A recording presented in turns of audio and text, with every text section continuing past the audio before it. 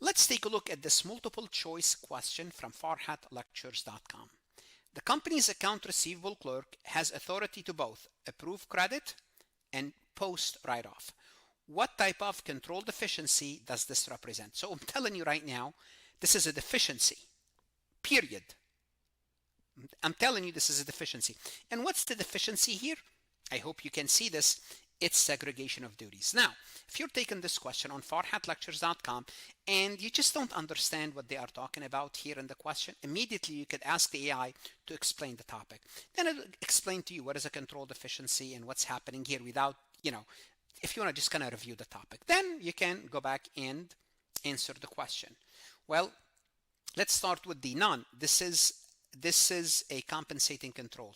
No, it's not a compensating control. It's a control deficiency and it's a lack of segregation of duties. Is it operating deficiency, design deficiency, or documentation deficiency? Let's eliminate the easy one. Documentation, they're not saying anything. Most likely, they're telling you here they have the authority to both approve the credit and do the write-off. Most likely, they find that out from documentation. We have nothing to do with documentation deficiency. Here we have to choose between, is it an operating deficiency or a design deficiency? Guess what? It's a problem in the design. Why? Because the problem is there's this individual that can do both. You're given the same clerk, the same accounting clerk, approve the credit. It means they can sell to anyone. And when they can sell to anyone, they're going to increase sales.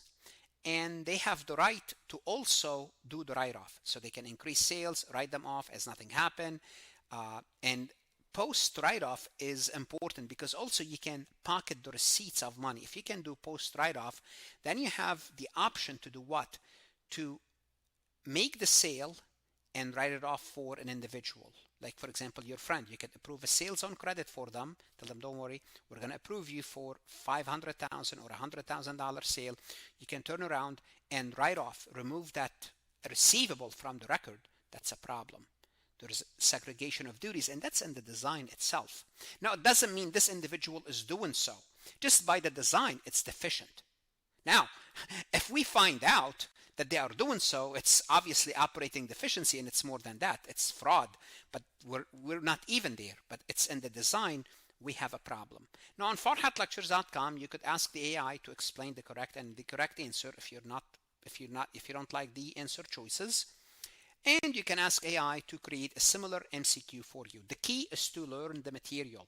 By learning the material, practicing, using AI as your tutor, assistant, hand by hand, on farhatlectures.com, this is what we do. We help you get going, whether you are a CPA exam candidate or an accounting student.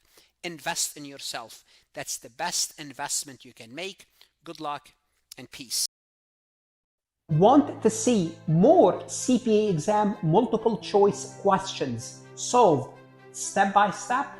At farhatlectures.com, you will get hundreds of video solved MCQs step by step, including previously released AI CPA questions, previously released AI CPA simulation, in-depth lectures and resources to prepare for the CPA exam, AI tools that's going to help you study smarter, not harder, CPA exam podcast lessons where you can learn on the go.